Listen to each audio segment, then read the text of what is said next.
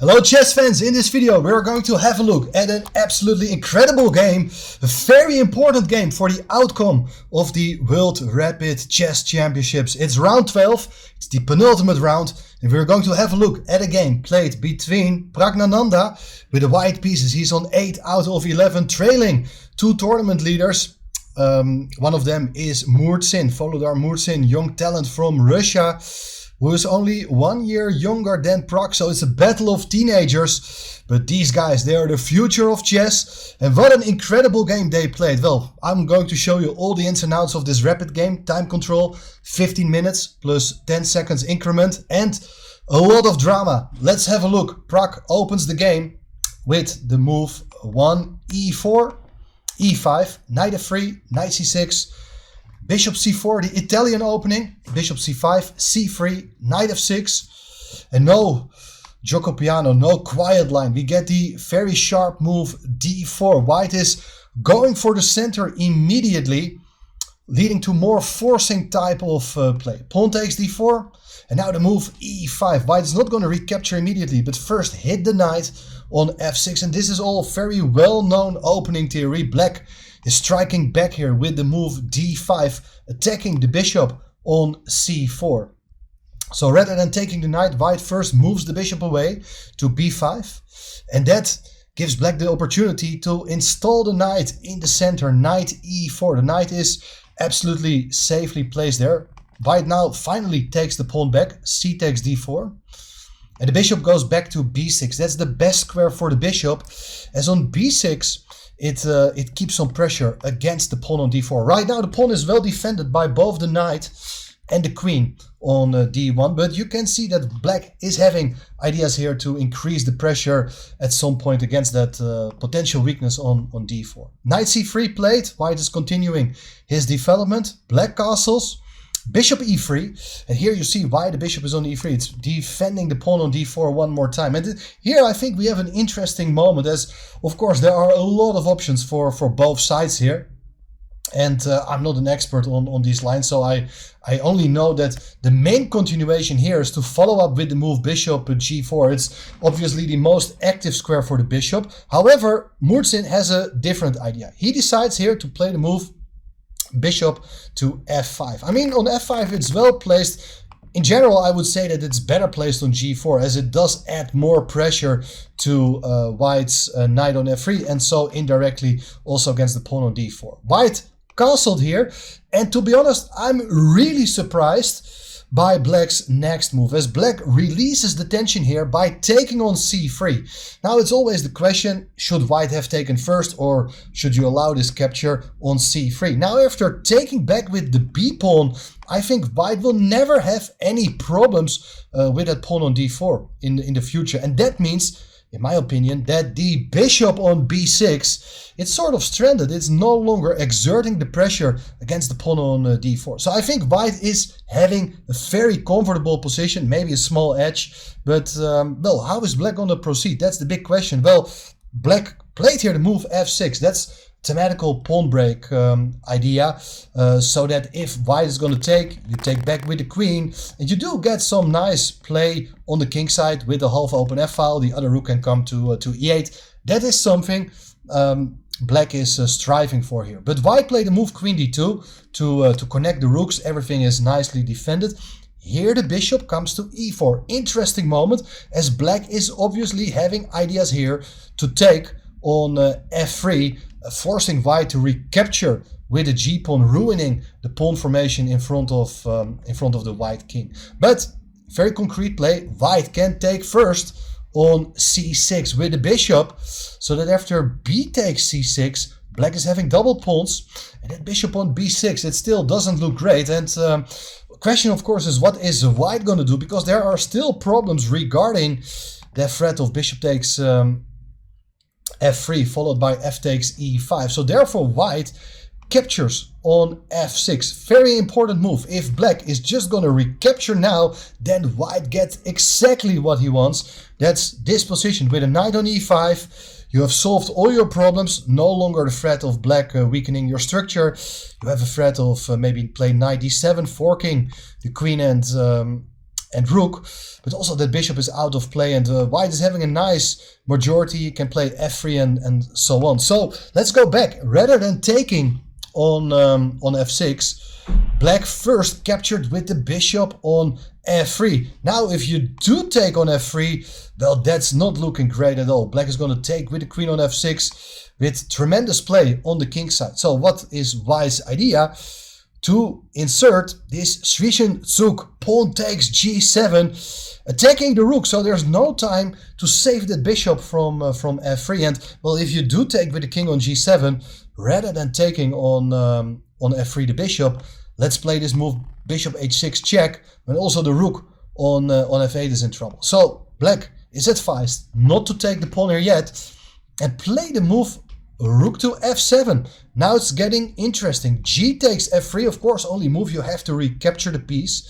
And what is black gonna do? Black is down some pawns here at this point, but okay, pawn on g7 can be taken very soon. If you do that right away, let's say rook takes g7, looks dangerous as you're attacking the king immediately, but white can always play king h1 and follow it up quickly with something like rook g1. And then also look at the black king. Who is attacking whom here?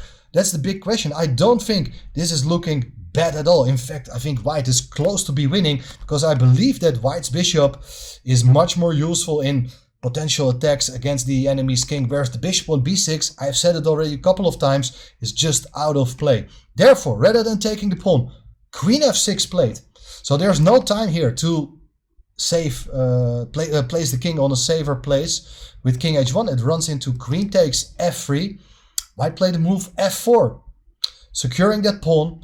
Now the bishop on e3 has been boxed in by its own pawns. But okay, a pawn is a pawn. Queen f5. You can see that black is trying to play on the dark squares. There are ideas to come in with the queen. Also, of course, queen g4 check, queen f3 is already a threat to deliver a perpetual check. So king h1 now played.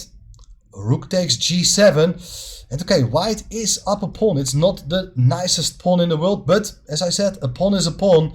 And for instance, if you do play rook g1 now, that's the idea you would love to carry out here. Well, there's queen e4, and you have big problems with your king. You're forced to play f3 and give up that extra pawn. So white shouldn't rush here. Rook g1 is a mistake. Queen e2 is a good move. Now after queen to e4, you can always block with the move f3. Black played king f7. That's a remarkable idea, but you're bringing your king into the game. Well, that's not really what you want to do. You want to double rooks and look for attacking ideas. Imagine you can play rook g2, queen h3, and then mate on h2. It's just one of the few ideas black is having in mind. But you're followed here the move queen to f3. Logical move. The queen is guarding these squares around the king. Rook a g8. And okay, black is super active. Black is having some sort of initiative for the pawn. But is it enough? I mean, white may consider here swapping rooks. Was not played in the game. If you do that, everything is coming off the board. And the black queen is able to give checks between b1 and g6. And well, I think black is absolutely alright here. So I think, let's get back to this position. Instead of rook g1, Praggnanandhaa played an excellent move. He just played the calm move, rook a to e1. So the rook is joining play, but what is exactly the plan?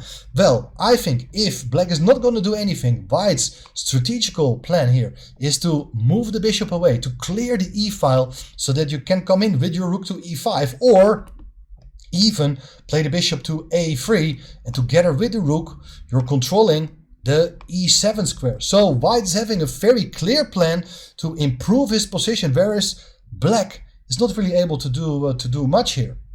Queen g4 was played, and in a way that it's very understandable, but it also must come as a relief to Prag to see here the exchange of queens on the board.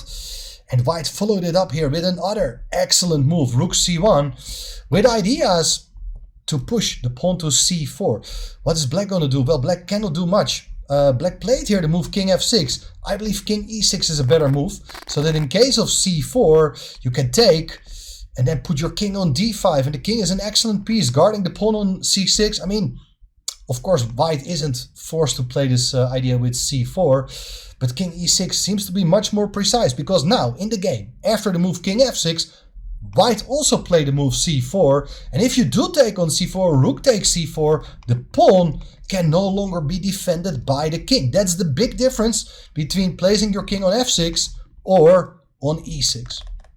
Instead, after the move c4, black had a different idea in mind. Went for the move king f5. The king is joining play, doesn't threaten anything, but white goes here for c5, attacking this bishop. This bishop is getting in trouble, has only one square. Bishop goes to a5, and now it's rook to b1. There are perhaps ideas to come in with the rook to b7, but look at this, rook to g2. The rook is there. What is it doing? There are no threats here whatsoever. Rook b3 played.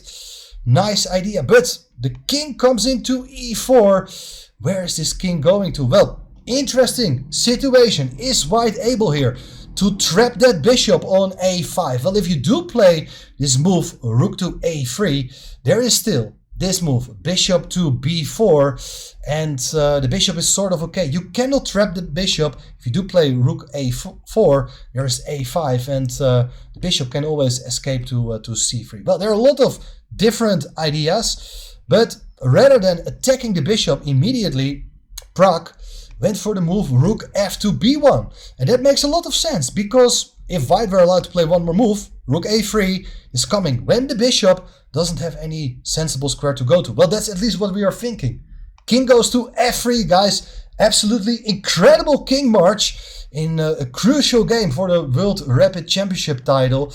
If you play rook a3 here, the bishop actually can still go to b4. If you take it, it's checkmate on g1.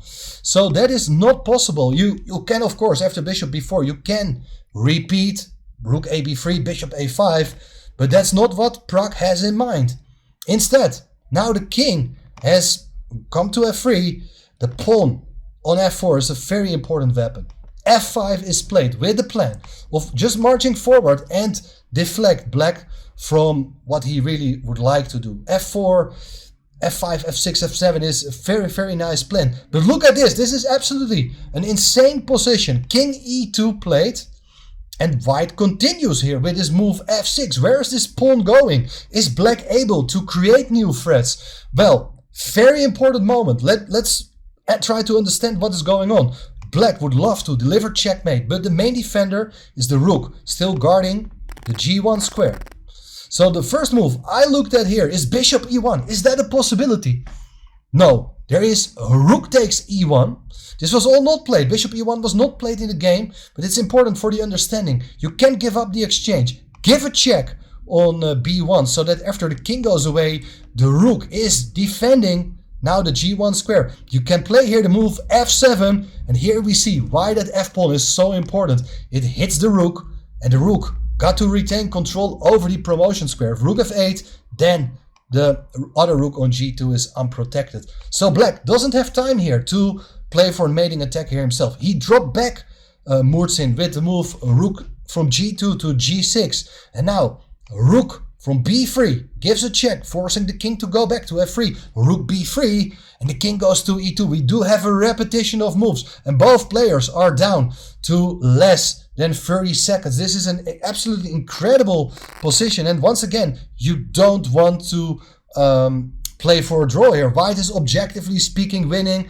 Praggnanandhaa realized it, and of course he's half a point behind this tournament leader, so he needs to play for a win. But he made an incredible mistake. He played a move rook, the other rook, from b1 to b2. It's another check, but now look at this. The king comes in to f1, and black is threatening checkmate on g1. You cannot defend it by moving your f-pawn. If you do play f4 so that the bishop retains control over the g1 square, well, you can sack the rook, and after bishop takes, rook takes, it's checkmate.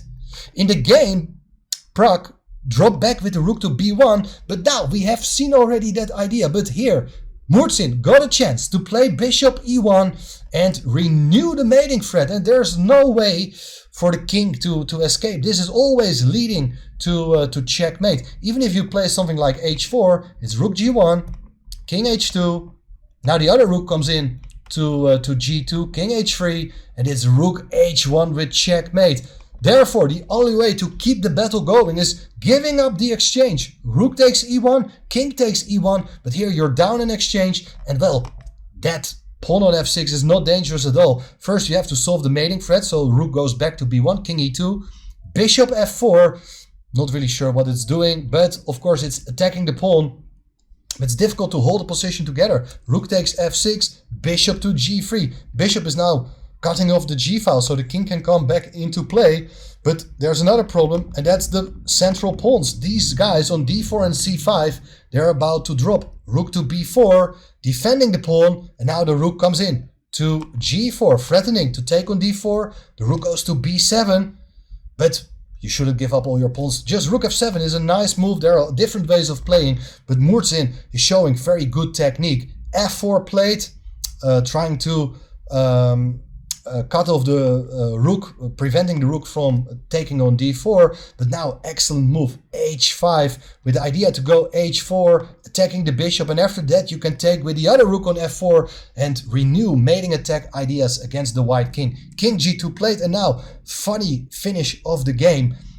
King g2 does allow h4 with tempo as well. The bishop is pinned. You gotta go for the move king f3. And well, if the rook is gonna move, white can take on h4 and the fight goes on. But Murzin understands that he can give back the material here with a nice simplification. Take the bishop on g3 with that h-pawn. After taking the rook, there is this move g2 and the pawn is out of reach. After rook b1, trying to stop the pawn, there's g1 queen, rook takes, rook g7. There's this skewer on the g file so that black is picking up the rook on g1. Black is up a rook, and of course after the move g2, Pragg realized that things had gone wrong and he resigned. This was a very important victory for Volodar Murzin, who, as we know already, went on to win the World Rapid Chess Championships 2024 in New York, thanks to this crucial victory in the penultimate round.